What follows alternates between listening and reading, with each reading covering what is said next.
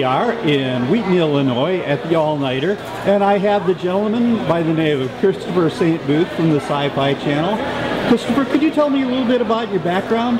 Well, basically we're filmmakers, and we actually moved into documentaries for sci-fi. We were making a horror movie for Sony Pictures in a real haunted place. It was a horror movie about putting 5 girls that could spend the night in a sanatorium, and if they would last. And it was kind of a high school prank.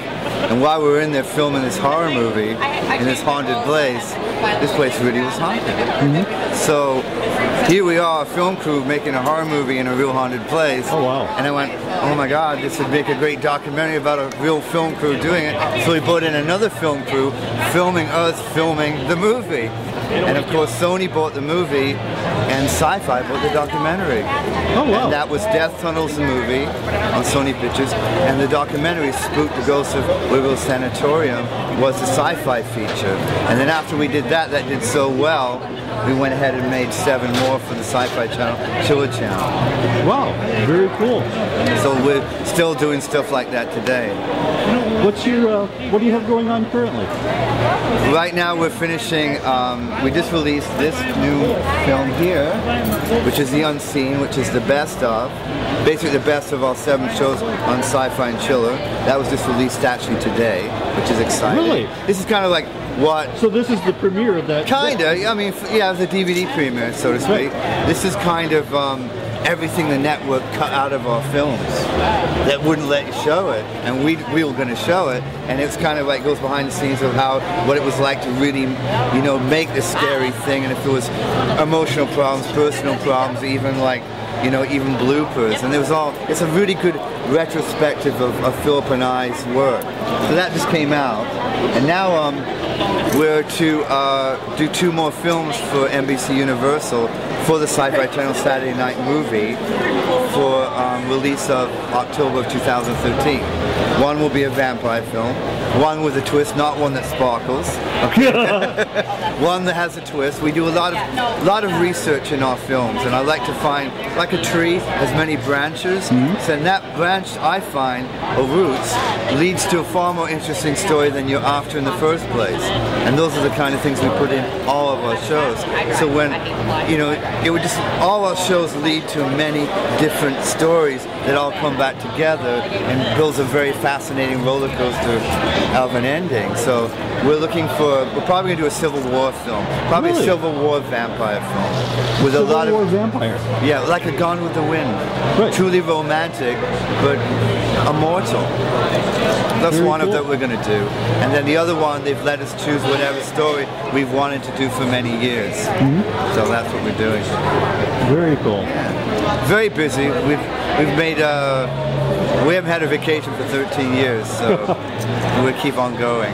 I think it's good. I mean, as long as you keep working, you feel good about that, you know. I wouldn't know what to do if I wasn't working anyway. Very cool.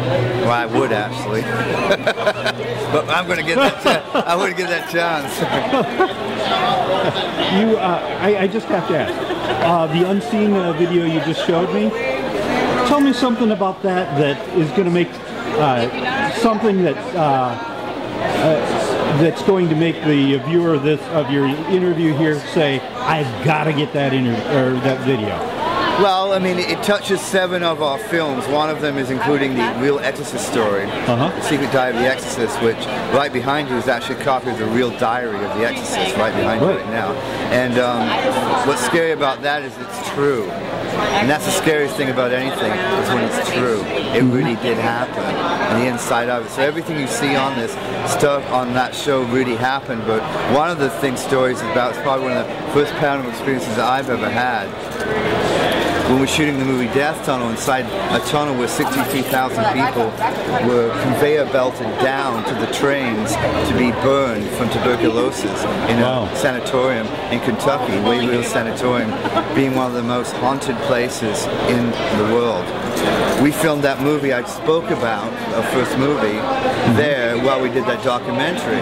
Well, while we were down there scouting, the behind the scenes that you've never seen is on that. And two of them, one of them is I encounter a scary tunnel sequence where I was left to scout by myself, and I felt like tragic and very scared, and I ran up that tunnel taking pictures, running behind me, I gotta get out of here, and I threw up.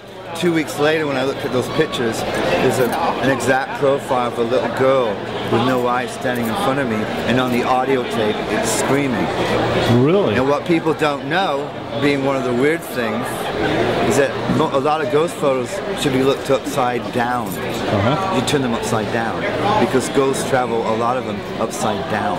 So when you turn that picture upside down, it's in a complete, an exact picture of three people in satanic outfits with knives, because apparently they used to do satanic rituals, and they killed a little girl in that tunnel. Wow. I mean, really, a lot of fact and a lot of 3 years of each research in each of our documentaries on the stories that we do. We don't care if it's haunted, we want to know why it's haunted, because you're supposed to be there to cause closure, to help the ghost, not exploit the ghost. And so we put a lot of care. All our films end with a beautiful light and a beautiful hope and faith, even though it goes through the roller coaster of scaredness and emotional, but it ends up in the right place where you should be. So there you go. Very cool. Do you have any other projects you want to mention? We're doing one on Voodoo and Vampires, which is a hard show to film, because we filmed it in New Orleans. And I love New Orleans. Well, New Orleans, if you know New Orleans, like I think here on every corner there's a margarita shop, a chicken flick or whatever it may be. In New Orleans, on every corner is a voodoo shop. Sure.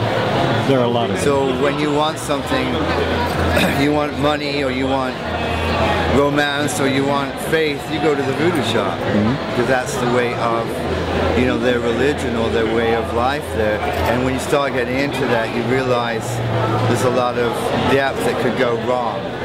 Oh, so absolutely. we were down there shooting real vampires, real voodoo, and we ran into a lot of very scary situations. Yeah, New Orleans has scary. It's a dangerous place. I lived there by Bourbon Street, right across from the river in Algiers Point. So every morning, I lived in a carriage house, so I had a 5-minute ferry ride to downtown New Orleans. Right. And that was intense, because it was like Sin City.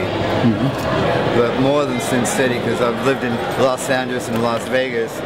But in New Orleans, it's a whole structure. It's a very dangerous, at the same time, it's very photographic for creative reasons. And that's why we're there, because everything's a great shot down there. All the cemeteries. Right. I mean, they're above sea level, so the minute it rains, all the bones race to the top from all the cemeteries. So you walk around there, you're going to find a skull sitting on top of the cemeteries. You can see all the bones literally rise to the top. We filmed the most haunted places in New Orleans, including did a story on Marie Laveau. Right. Yeah, we did a lot of serious interviews, a lot of voodoo practitioners, not voodoo priestess, which they do not like to be called, voodoo practitioners, who opened up to us to tell us the real story of voodoo and voodoo. Very cool. So that's going to be coming up. So Christopher, I like to end my interviews with giving my interviewee the opportunity to tell something weird and wonderful that their fans would be interested in and might not know about. Well, a lot of people ask me what our first paranormal experience was, and of course we say when we were filming, but actually that's not true. Our first, I believe, real paranormal experience was Philip and I are identical twin brothers, so we used to share everything. I mean, our older brother would give us like the double set Pink Floyd album, and I'd get side 1 and 2, and Phil gets side 3 and 4. That's a cheap present. But that's a dirty trick. Yeah, isn't it? What we're going to do next? We trade sides. Well, I'll listen to 3 and 4 next time. But we used to share everything, so we shared a bedroom, and we shared these beds, but there's a wall, you know, where the closet doors would be, which kind of looked like a white movie screen. Well, one night, both Phil and I woke up seeing something and screaming exactly the same time. And we were looking at the wall, and what we both saw identically was this old lady seemed to come out, just like a movie playing, out of an old tent.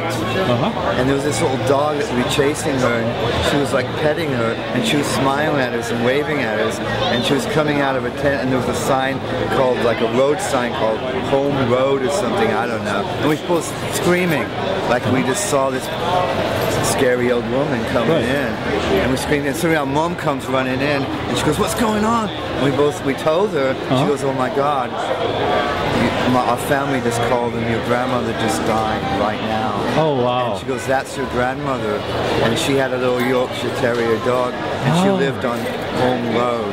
Now the last time we saw grandmother was when we were 3, so we wouldn't necessarily remember the road and all the stuff. And we saw that together, and then she said our grandmother had just died. Wow. So that was we believe was our first real paranormal experience. Very cool. Well, Christopher, thank you so much. Thank you. And from Wheaton, Illinois, at the All Niter, this has been the Weird Review. Peace, thank you.